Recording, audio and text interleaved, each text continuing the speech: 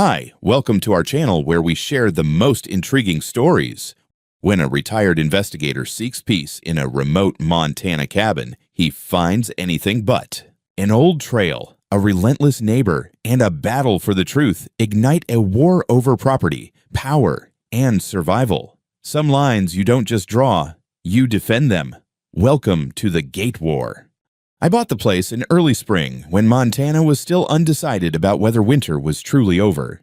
12 acres of forest sloping gently down toward the lake, an old hunting cabin that smelled like pine sap and cold stone, and a narrow dirt trail cutting through the trees like a scar that never fully healed. The realtor called it rustic character. I called it quiet, which was exactly what I'd been looking for after 12 years as a county sheriff's investigator in Utah. I didn't leave law enforcement because I hated the work. I left because I was tired of people who believed volume could replace facts. The property file was thick. I read it the way some people read novels. Deeds, surveys, easements, amendments. The trail stood out immediately. Decades ago, it had been an informal footpath locals used to reach the lake. That changed in the late 90s when the previous owner formalized the land boundaries and negotiated a tax adjustment with the county in exchange for closing the path and assuming full maintenance and liability. No public easement, no right-of-way, clean, final,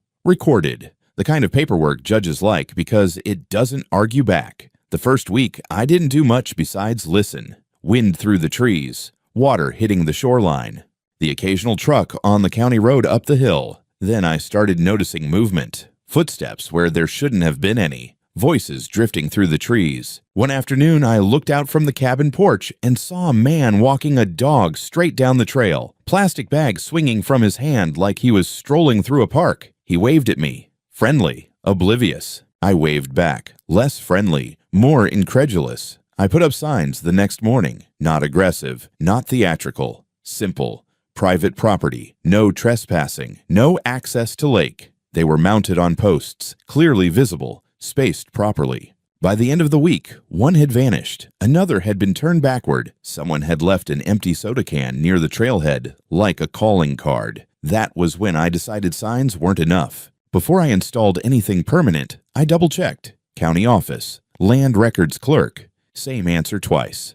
The trail was mine. Liability was mine. Responsibility was mine. So was the decision to close it. I ordered a steel gate, heavy-duty hinges, a reinforced frame, and a coded lock rated for outdoor use.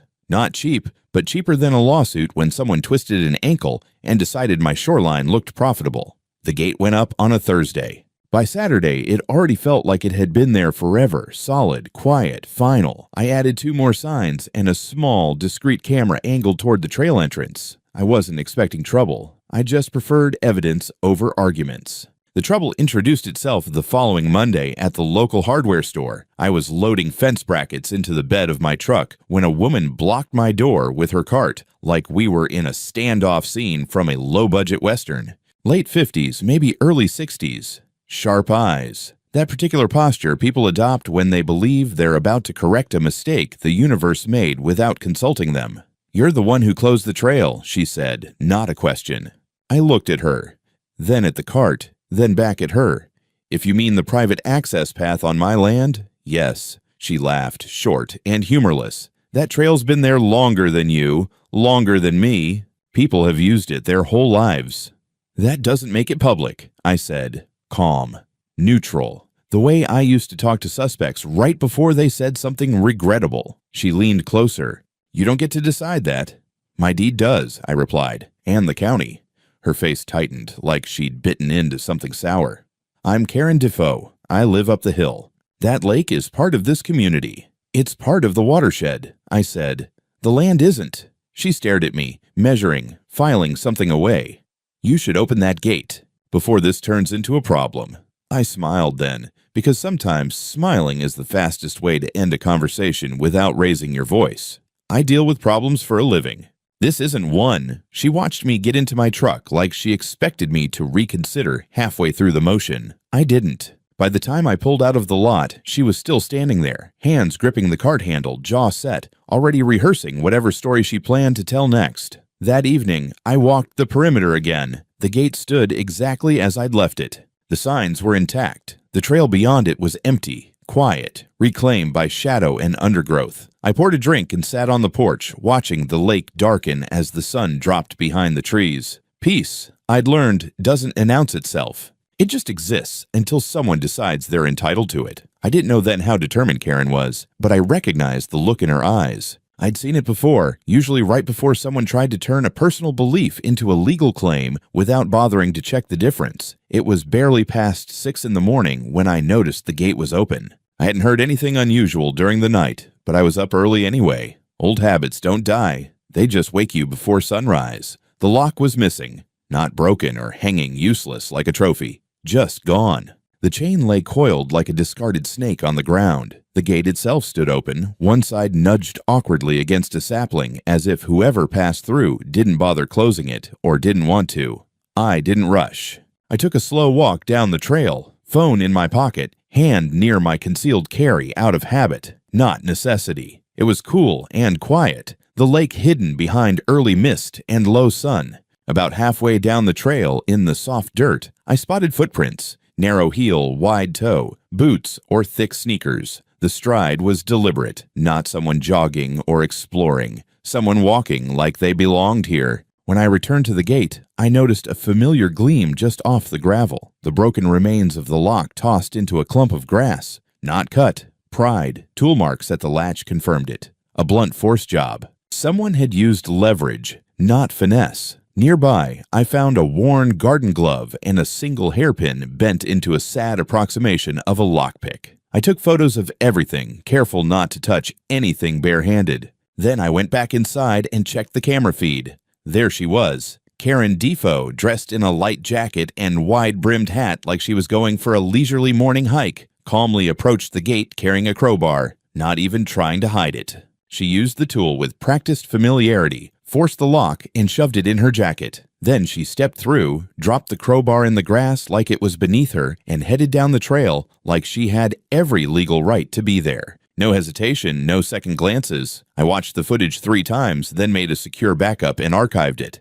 I didn't call the sheriff that morning. Not yet. It wasn't because I had doubts. I didn't. I just learned, over the years, that there's power in documenting before acting, in making sure every I is dotted, every T crossed, and every inch of rope she was so eager to hang herself with was neatly coiled and labeled. Instead, I called my attorney, a woman named Elise Beckwith, who specializes in private property and nuisance law. Sharp as a nail, calm as a glacier. I sent her the footage and a detailed report of the break-in, photos, timestamps, GPS coordinates, the works. She called back within the hour. "This is clean," she said.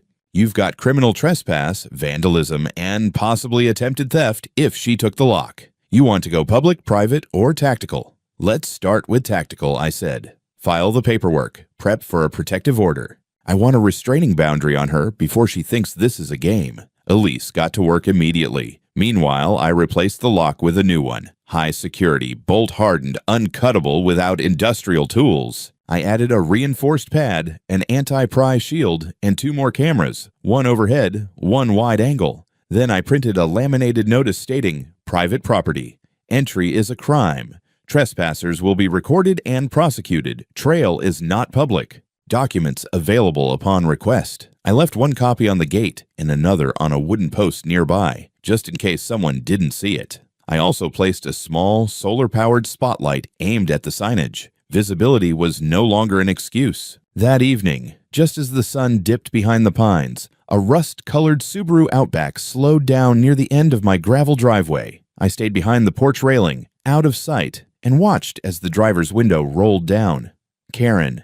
She didn't get out, just stared at the gate, then at the trail, then at the laminated sign. After a minute, she pulled out her phone and took several photos. Then she drove off, tires crunching slowly, like she was daring me to stop her. The next morning, I received a letter in my mailbox. No stamp, hand-delivered. "Your actions are hostile and inappropriate. That trail has been in community use for generations. Your gates are unlawful. Expect community involvement." Community involvement? That phrase stood out to me like a bullet casing on a clean floor. Elise filed for a temporary restraining order that same day and sent a cease and desist letter directly to Karen's property address. Not that I expected her to care.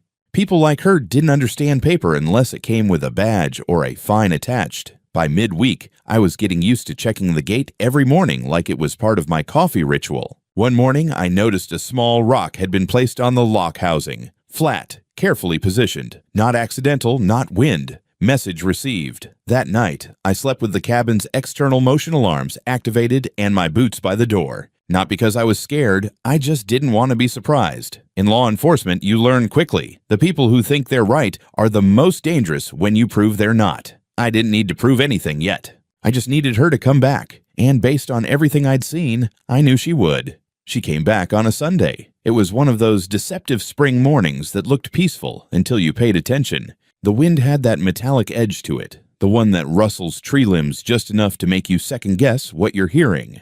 I'd woken early, double-checked the gate, rearmed the motion sensors, and made a thermos of strong coffee I didn't really need. The night before, Elise confirmed the temporary restraining order had been granted, effective immediately. Karen was now legally prohibited from setting foot on my property or crossing any boundary. I printed a laminated copy and mounted it right on the inside of the gate, facing the trail. She couldn't miss it. What she didn't know was that this time, I wasn't the only one watching.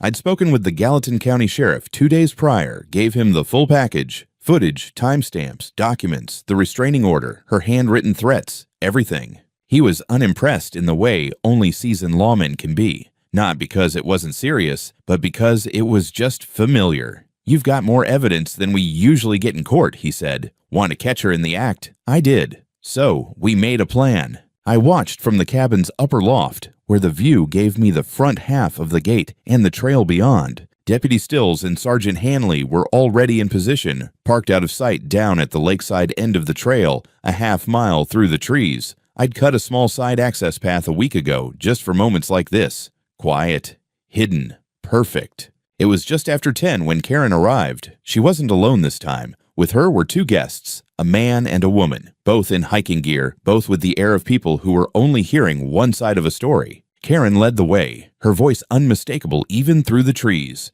Loud, theatrical, full of self-righteous narration for her little audience. They stopped at the gate. One of her companions pointed at the laminated court order and hesitated. Karen waved it off with a laugh. "He typed that up himself."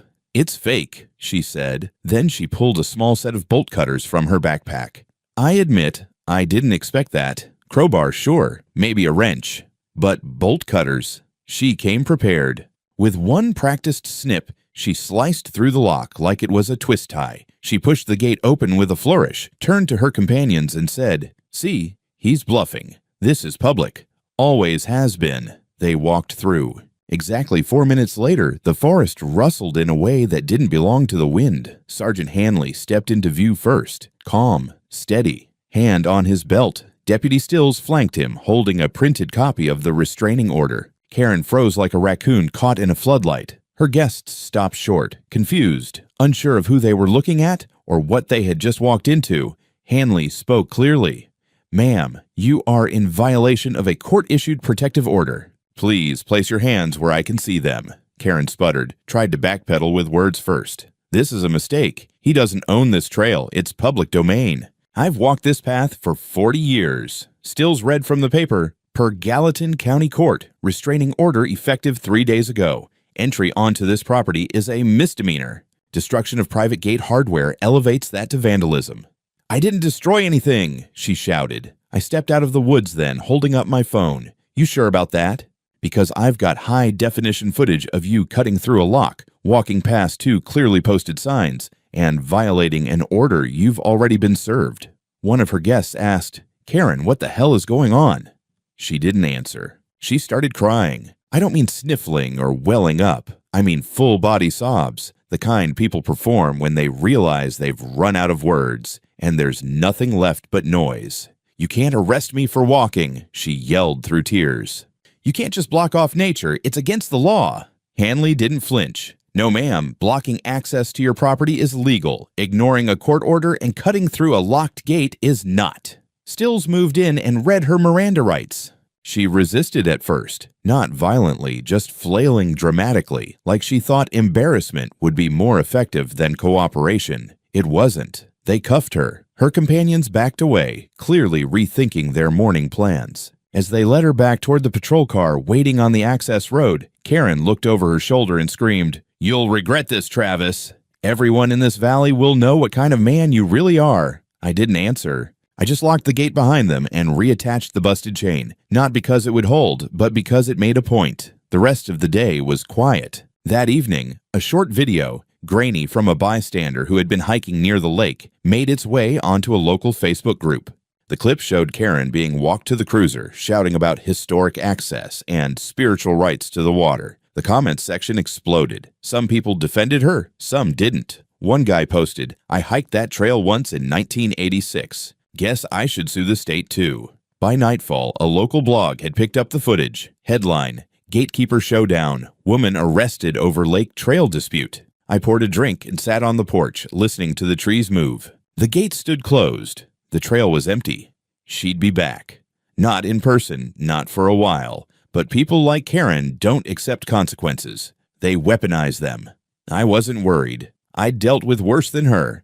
But I knew this wasn't the end. It was just the part where she stopped using tools and started using lawyers. The court date came quicker than I expected. Karen spent one night in the county jail before bailing herself out the next morning. Her mugshot didn't go viral, but it did end up in one of those local incidents write-ups that old-timers read over coffee. My phone started ringing by noon. Neighbors, ex-coworkers, even my contractor laughing and asking if I really had someone arrested for walking. I kept it civil. Not for walking, I said. For trespassing, vandalism, and violating a court order. The truth didn't always travel fast, but I was determined to keep it on the rails. 2 days later, I received a notice via certified mail. Karen had filed a civil suit against me. According to the filing, she was suing for wrongful arrest and humiliation, illegal denial of historic community trail access, emotional damages exceeding $50,000, and my personal favorite, malicious entrapment. I nearly choked on my coffee when I read that one. Entrapment for putting a lock on my own gate and having a restraining order. Elise, my attorney, was less amused. She met me at the cabin with a folder in one hand and a tight-lipped expression. "This isn't a joke, Travis." She's got a real firm behind this. Halden Myers. Mid-tier but loud. They'll go for optics. Meaning they'll try to paint you as the crazy old loner hoarding nature like a dragon with a hoard of pine needles. I didn't laugh. She's the one who broke the law. She'll claim you provoked her. She'll say this was about access rights and decades of unspoken community use. If they get the right judge, this could drag out for months. Then let's not give them an inch, I said. Let's fight it head on. Elise nodded. Good, because we're filing a counterclaim, harassment, trespass, destruction of private property, violation of restraining order, and now, malicious litigation. We worked late that night. Elise brought her associate, Adam, who handled digital archiving. They cataloged every photo, every minute of footage, every social media post, including the Facebook video that had now racked up 22,000 views and counting. Comments were split between "Karen did nothing wrong" and "play stupid games, win stupid prizes." But Karen didn't stop there. 3 days after her release, a small group of people started appearing at the edge of my gate. They never crossed, just hovered. Middle-aged hikers with old trail maps, teenagers on bikes, even a guy with a clipboard who claimed to be conducting a survey of blocked access routes. He refused to say who hired him. I checked his car when he wasn't looking. It had a rental tag. Then came the letters, typed, unsigned, and slipped into my mailbox like whispers in the dark. "You don't own nature. That lake was here before you. You can't lock us out forever," Elise warned me. They're trying to create the illusion of a public right-of-way. If enough people say they've always used that trail, they might try to claim prescriptive easement. It's rare, but it's real. I knew about easements. They were legal landmines, and often abused by people who thought routine trespassing was a birthright. That weekend, I had professional surveyors on my land. Not some shady HOA-hired hacks. Real pros with GPS stations, county permits, and drone scans. They confirmed what I already knew. The trail was 100% on my land. No overlap, no encroachment. I paid extra for expedited certified documentation, notarized and bound. Then I took it further. I reached out to a retired Forest Service geographer who'd worked in the area for 30 years. He reviewed old plats, historic maps, and confirmed in a sworn affidavit that no public trail had ever officially passed through my land. Elise smiled when I handed it over. That, she said, is going to hurt them in court. But Karen still wasn't done. 2 nights later, someone threw a rock through my front window. No note, no follow-up, just shattered glass and silence. I reviewed the footage, but whoever did it wore a hoodie and moved like they knew where the blind spots were. I called the sheriff. Deputy Stills arrived 20 minutes later, quietly fuming. "We're upping patrols," he said, "and we're moving this from nuisance to potential intimidation. She's playing with fire now." I replaced the window with reinforced security glass. Then I bought a second set of motion sensors, thermal this time. No more blind spots. The civil suit moved ahead. Karen's attorneys demanded mediation. Elise laughed and refused. "They want to settle with headlines," she said. "We're going to settle with evidence." Our court date was set.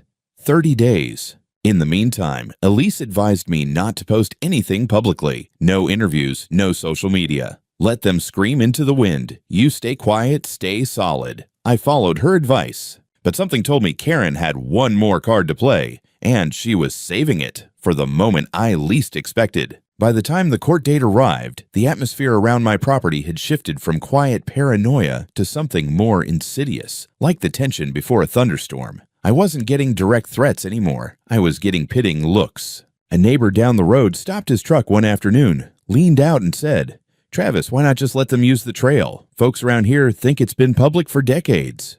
I looked him dead in the eyes. "You ever let someone borrow your car without asking? What happens when they keep it long enough that they think they own it?"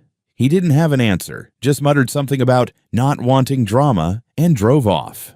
Drama or not, court was here. It was a windy Wednesday morning in the Gallatin County Courthouse. Small town, small courtroom, nothing flashy, just a square room with wooden pews, a judge in black robes, and 2 legal teams bristling with quiet tension. Karen showed up in a soft blue cardigan, hair pulled back, no makeup, with a box of tissues she kept palming even before testimony began. She brought supporters, 4 people in folding chairs behind her table. One of them held a printed sign, "Land for people, not profit." Elise was unshaken. She wore a dark gray suit like armor and carried 3 binders, 2 thick legal pads, and a flash drive. I sat beside her, silent but ready. My boots were still dusty from trail work. I didn't dress up. I dressed truthfully. The first 2 hours were procedural. The judge, a sharp, no-nonsense woman in her 60s, made it clear she had no interest in emotional exhibitions or small-town drama. She gave both sides 15 minutes to outline their arguments. Karen's attorney launched into a full-blown Oprah moment. He spoke of generational use, traditions of community hiking, and how gates and fences represented the decay of neighborly bonds. I lost count of how many times he said heritage. Then came our turn.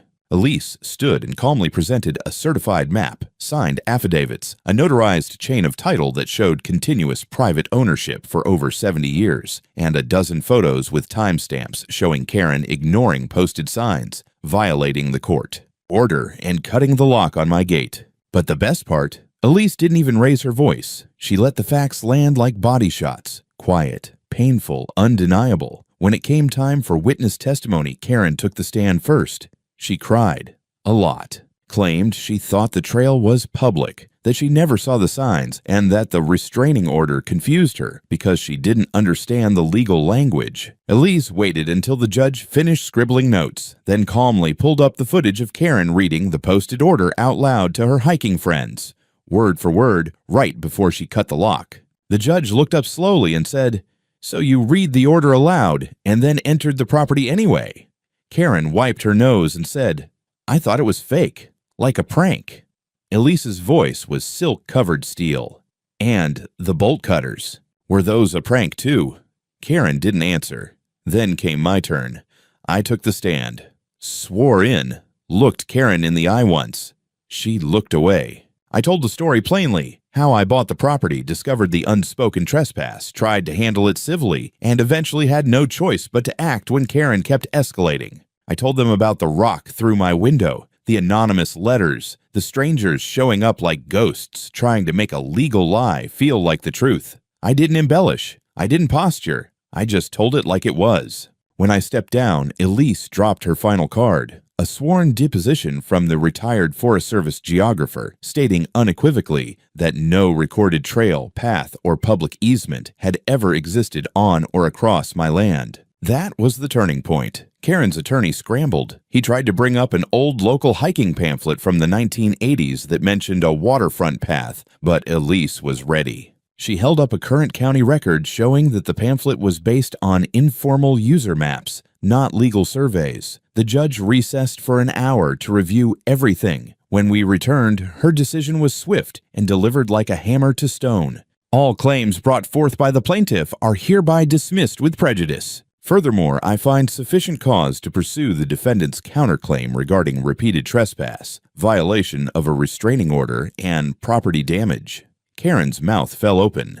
She turned to her attorney like she hadn't heard the words correctly. But it got worse. The judge continued, "This court orders a formal cease and desist against the plaintiff and any associates from entering or attempting to access the defendant's property. Violations will result in criminal charges. Additionally, damages are to be assessed during the next hearing." Karen sat down slowly. Her supporters were already on their feet, collecting their signs, visibly shaken. Elise leaned over and whispered, "That's checkmate." The next hearing was set for damages. In the days leading up to it, I stayed out of town. Not out of fear. I just didn't want to be around for whatever Karen might pull next. Elise warned me that people like her didn't lose quietly, and sure enough, the moment the judgment went public, Karen doubled down on her campaign of victimhood. Local Facebook groups lit up with posts claiming I had stolen public land, militarized a hiking trail, and even one that said I pulled a gun on a teenager. Completely fabricated. Elise flagged every post and began building a case for defamation. Then something snapped. A week before the damages hearing, I got a call from Deputy Stills. "You might want to get home sooner than later," he said. "There's been an incident." When I returned to the cabin, I nearly drove off the gravel road. Someone had set fire to the fence. It wasn't fully destroyed. The fire had been smothered by rain halfway through the night. But the blackened section and scorched earth around it sent a clear message. This wasn't vandalism anymore. This was arson. Stills walked me through the report. Accelerant traces on the base. Gasoline or kerosene, most likely. No prints, but we've got tire tracks on the south side. Looked like someone drove through the woods, got close, then lit it up and bailed. "Do you think it was her?" I asked. He hesitated. "No proof yet. But timing's not a coincidence." That same day, Elise filed an emergency motion to include the arson incident as part of the damages claim. The judge approved it immediately. At the next hearing, Karen finally started to crack. She came in wearing a neck brace of all things. Claimed the stress of the lawsuit had caused neurological tension and whiplash from emotional trauma. Her lawyer looked exhausted. I could tell he was getting tired of being her mouthpiece. Elise presented a detailed breakdown of financial and material damages. The destroyed section of the fence, over $6,000 in materials and labor. The shattered window, $1,200. Extra legal fees caused by her malicious countersuit, $9,000. Professional surveying and notarized land studies, $4,500. And the kicker, $25,000 in punitive damages for violating the restraining order, repeated trespass, and the psychological impact of the harassment campaign. All backed by receipts, contractor statements, and court-approved documentation. Karen's attorney tried one last desperate move, arguing that community emotion should outweigh rigid interpretations of property law. That got a visible eye roll from the judge. Her ruling was crystal clear. The plaintiff has abused the court's time, knowingly violated a court order, and endangered the defendant's safety and property. I award the defendant total damages in the amount of $45,700. Karen gasped. Her attorney didn't flinch. I think he already knew.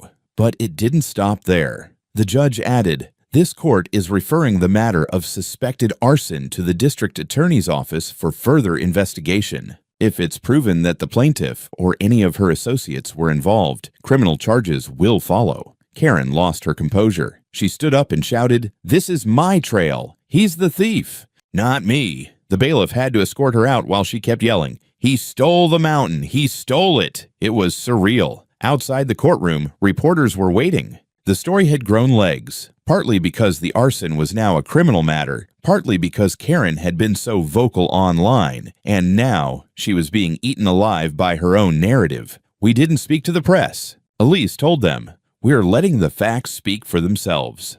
And speak they did. 3 days later, a warrant was issued for Karen's arrest, not for the arson yet, but for violating the restraining order a second time. She had been caught on trail cam walking past the burned fence section, holding a camera, muttering something about documenting crimes against nature. She was arrested again, and this time, held without bail. The DA confirmed they were actively investigating the arson, and her online postings and known whereabouts that night didn't help her case. One post even mentioned, "Maybe the fire will cleanse the land." Elise printed that one for the record. Meanwhile, the local news ran the story under the headline, "HOA activist arrested again after land dispute spirals into arson allegations." I replaced the fence the next week, stronger this time. Steel posts, motion lights, thermal cams. I even added a sign, "No trespassing," not even a little. It felt petty, but also earned. After Karen's second arrest, things quieted down, but not in the way peace normally feels. It wasn't calm. It was the eerie, suspended quiet of a town waiting for the hammer to fall. I started getting emails, not threats this time, apologies. From neighbors, even a couple of HOA members saying they had no idea how far she had taken things. One guy from 3 streets over wrote, "Didn't realize she was actually dangerous. Thought it was just a neighbor spat. Sorry for signing that petition." Another woman sent a homemade pie and a note that read, "If you need anything for the cabin, let us know." Some of us never supported her, but it didn't feel like goodwill. It felt like they knew the ship was sinking, and they were trying to swim to dry land before Karen dragged them under. Elise kept busy. The civil judgment had gone through, and the county was preparing to garnish Karen's wages and seize her assets to cover the $45,700 in damages. She tried appealing it, of course, claimed the judgment was biased and unfairly rushed. The appellate court shot her down in less than a week. Meanwhile, the DA's office made their move. They had matched gasoline traces at the fire site with a container found in the back of Karen's car, which had been impounded after her arrest. Then they pulled her phone GPS data, which placed her within 300 feet of my fence at 2:34 a.m. the night the fire was set. But the real clincher, they subpoenaed her online chat logs. In a private Facebook group called Trail Guardians, she had messaged someone, "No one will care if a fence burns. Maybe he'll finally leave. I'm not letting him erase our trail." When I read that line, I didn't feel anger. I felt relief. Because now it wasn't just trespass, or contempt, or even civil damages. This was felony arson, and the case was airtight. Karen was formally charged with second-degree arson, destruction of property, and violating a protective order, and held pending trial. Her attorney dropped her. Public defender stepped in. Her once vocal supporters disappeared overnight. The HOA board removed her from her committee positions and issued a statement. Ms. Davenport's actions do not reflect the values or direction of our community. Too late for that. The trial date was set for 3 months out, and Elise made it clear she was not letting the civil angle go either. She filed a follow-up motion to freeze Karen's assets, including a rental property she owned, a second car, and a sizable HOA stipend she was still collecting for her community service leadership. The judge approved the freeze within 48 hours. While we waited, Elise prepared our final countersuit, a sweeping claim for emotional distress, harassment, malicious defamation, and targeted retaliation for lawful land use. Combined, it was an additional $120,000 in damages. And it was more than just about me now. She attached 3 more affidavits from other residents who had also been harassed, pressured, or bullied into silence by Karen when they tried to speak out about HOA overreach. One man claimed she had threatened to fine him for violating trail view aesthetics by putting up solar panels on his own roof. Another said she publicly accused his wife of destroying native flora for planting non-native daffodils.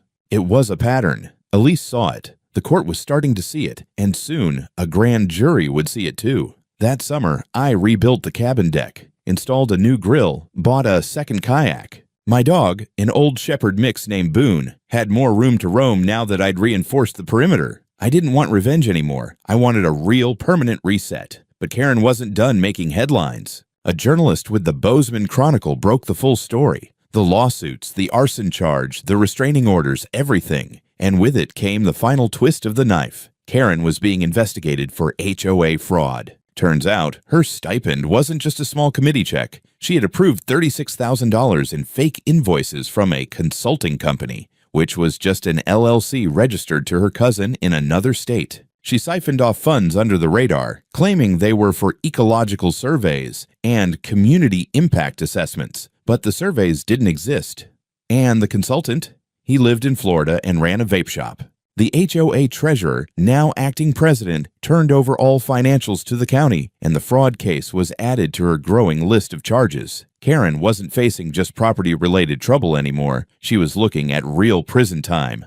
The courtroom was packed on the first day of Karen's criminal trial. Local reporters filled the first two benches. A couple of former HOA members sat near the back, faces pale and drawn, trying to avoid eye contact with me. I recognized them, people who once cheered for Karen's vision. Now they sat quietly like bystanders at a car crash they helped cause but didn't know how to stop. Karen entered in a tan jumpsuit. Her hair was tied back, no makeup, no smug expression, just cold, exhausted defiance. She glanced around the room, caught sight of me for a split second, then looked away. The charges were read aloud. Second-degree arson, destruction of private property, violating a court order, felony fraud, and misuse of HOA funds, defamation, harassment, criminal trespassing. She pled not guilty. The prosecution opened strong. Photos of the burned fence, thermal camera stills showing her movement that night, GPS logs from her phone, and printouts of her own messages, all of it laid out, piece by piece. Her attempt to claim she was nowhere near the scene evaporated under the weight of digital evidence and physical proof. When the HOA's new treasurer took the stand, he brought records. Line by line, he detailed the fake invoices, the payments to her cousin's sham company, and even the fabricated receipts for trail maintenance supplies that were never purchased. Elise testified too. Not as my lawyer, but as a witness to the harassment, the civil violations, and Karen's coordinated campaign against me. The judge allowed it as part of establishing her pattern of behavior. I took the stand last. I told the jury everything: how I bought the land, my intention to live quietly, the gradual unraveling of normal life under Karen's pressure. I spoke about the first incident, the fake claims, the public shaming, the police being called. I told them about coming home to see my fence scorched and blackened, about replacing shattered windows, about watching my dog bark into the darkness at night because he knew someone was out there. And I told them about the trail cams, about how I caught her, over and over again, walking my land like she owned it, because in her mind, she still did. The defense had almost nothing. They tried to argue that Karen had acted out of community interest, that she'd lost her way, and that the real danger was privatization of wild space. It was a last gasp. The jury didn't buy it. After 6 days of trial, they returned the verdict in under 4 hours. Guilty on all counts. The judge was brutal. He cited the scale of her deceit, the danger of the arson, the abuse of HOA power, and the targeted harassment of a private citizen as grounds for the maximum sentence. He didn't mince words. Ms. Davenport, you weaponized a position of community trust for personal vendettas, endangered lives and property, and attempted to undermine the judicial process with lies and manufactured victimhood.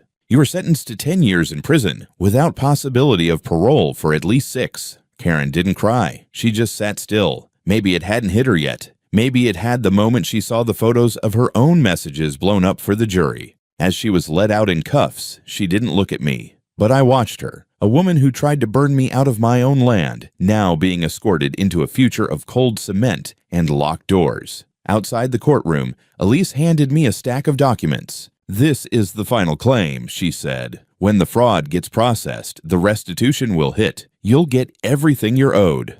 And I did. Over the next 6 months, I received over $100,000 in judgments, damages, and restitution, plus legal fees reimbursed by the state, and an official apology from the county HOA board for their failure to properly oversee Karen's actions. They dissolved her former committee. The trail was closed permanently. Signs went up reading private property. Access revoked by order of court. I had Boone out by the fire pit the night they tore down the old trail marker. It was quiet. No more shouting, no more banging on fences, no more trespassers, just the sound of wind through the trees. That winter, I finally finished the cabin porch I had put off since moving in. Elise came by for coffee a few times, and once, after a long snowfall, stayed the night. She joked that my place had become a fortress of solitude. Maybe, but it was mine. And now, no one was ever going to take it from me again.